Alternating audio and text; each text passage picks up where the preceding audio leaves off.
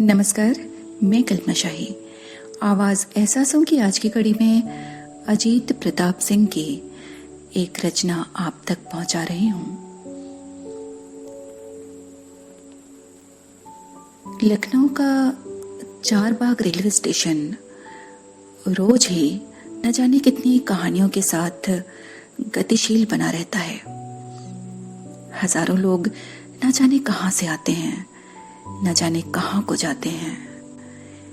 इन आने जाने वालों के अलावा भी सैकड़ों लोग यहीं रेलवे स्टेशन के प्लेटफॉर्म पर अपना सारा दिन गुजार देते हैं। यहाँ भीख मांगते और सस्ते नशे से अपनी भूख को दरकिनार करते बच्चे हैं। सस्ते उपायों से पेट भरती महिलाएं हैं, जिनके पेशे को हमारा समाज हेय दृष्टि से देखता है। पर इनके अतिरिक्त बहुत कुछ सुंदर भी है। मैं अक्सर ही यहाँ अपनी ट्रेन के सही समय से घंटों पहले पहुंच जाता हूँ और देखता हूँ यहाँ के लोगों को, यात्रियों को और उन्हें भी जिन्हें कहीं नहीं जाना। मुझे यायावर पसंद है, पर दिलचस्पी ठहरे हुए लोगों में है। 3 नंबर प्लेटफॉर्म की सीढ़ियों से उतरते ही शेड को आधार देने वाले खंबे को सीमेंटेड कर दिया गया है। इस पर 4 लोग 4 तरफ मुंह करके अपनी तशरीफ टिकाकर बैठ सकते हैं। मुझे भी यहीं पर बैठना पसंद है। चाय का स्टॉल नजदीक ही है। किताब हाथ में होती है, समय कट जाता है। हालांकि स्टेशन पर बैठकर इंसानों को पढ़ना किताब पढ़ने से अधिक अच्छा लगता है। मेरी बगल में कोई रिटायर्ड सज्जन बैठे हैं। माथे पर लगा चंदन उन्हें तमिल बता रहा है।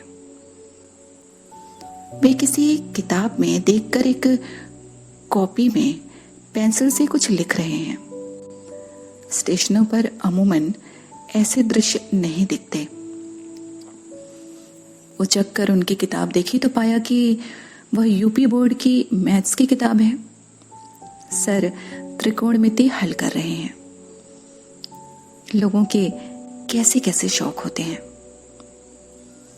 मैच देखकर मेरी दिलचस्पी खत्म हो गई और नजरें सामने 4 नंबर प्लेटफॉर्म पर बेंच पर बैठे एक जोड़े पर पड़े। 22-23 साल के होंगे। बेंच पर थोड़ा तिरछे होकर बैठे हैं ताकि एक दूसरे की आंखों में देखकर बातें कर सकें। लड़की के पैरों के पास एक छोटा सा बैग है और लड़के के पास एक हेलमेट पड़ा है। शायद लड़की को विदा करने आया है लड़का। वे दोनों चुप बैठे हैं। बहुत देर से उन्हें देख रहा हूं कि वे बस एक दूसरे को देखे जा रहे हैं। बीच बीच में जब लड़की अपना सर झुका लेती तो लड़का इधर उधर नजर दौड़ाता कि कहीं उसका या उन दोनों की जान पहचान का कोई उन्हें देख तो नहीं रहा। एक बार तो मुझे लगा जैसे लड़के ने चेहरे के पसीनों को पोंछने के बहाने एक कंधे को थोड़ा उचकाकर अपनी आंखें पोंछ ली हैं। लड़की के चेहरे पर दुख साफ दिखाई देता है, पर कमाल यह है कि वह रह रहकर बनावटी मुस्कान बिखेर देती है, जैसे लड़के को सांत्वना दे रही हो। लड़का बस लग रहा है कि रो ही देगा और आंसुओं को रोकने के प्रयास में लगातार थूक निकलता जा रहा है। लड़की ने अपनी कलाई घड़ी देखी और अचानक ही उठ खड़ी हुई। लड़का सर झुकाए बैठा रहा, जैसे उसके इतनी जल्दी जाने का विरोध कर रहा हो। लड़की फिर बैठ गई। थोड़ी देर बाद सर को थोड़ा टेढ़ा कर इशारा सा किया, जैसे विनती कर रही हो कि अब मुझे जाने दो। लड़का उसकी तरफ थोड़ा खिसक आया।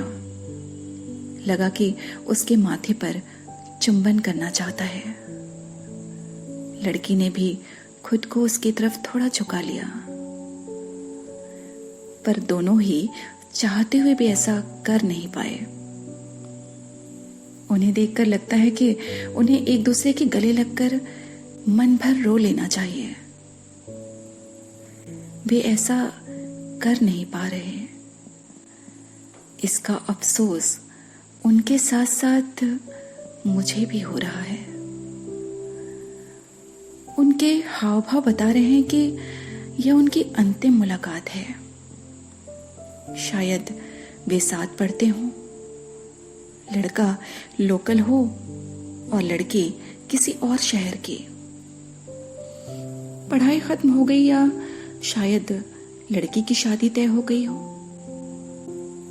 पारिवारिक मूल्य या सामाजिक मजबूरी ऐसी अनगिनत प्रेम कहानियों का ऐसा ही अधूरा अंत करते हैं।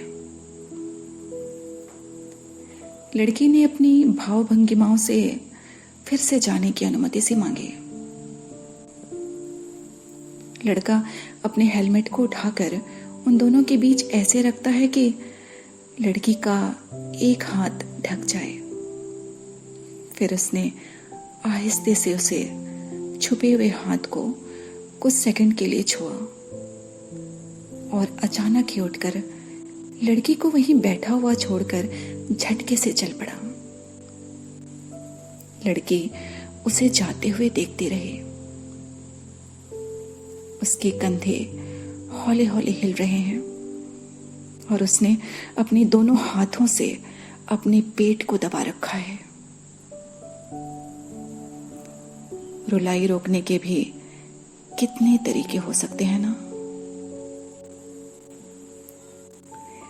काफी आगे निकलकर लड़का पीछे मुड़ा, लड़की को देखा और थोड़ा सा झुककर अपने हाथों की 2 उंगलियों से सैल्यूट सा किया। फिर मुड़कर चलता चला गया। शायद वो पहले ऐसा करता रहा हो। इस तरह से सैल्यूट करना उसकी खास आदत हो। लड़की जो अभी तक अपनी रुलाई रोकने की भरसक कोशिश कर रही थी, उसके मुंह से जैसे अचानक से आह निकली और फिर उसकी आंखों से दबे हुए आंसू बेरोक टोक बह चले।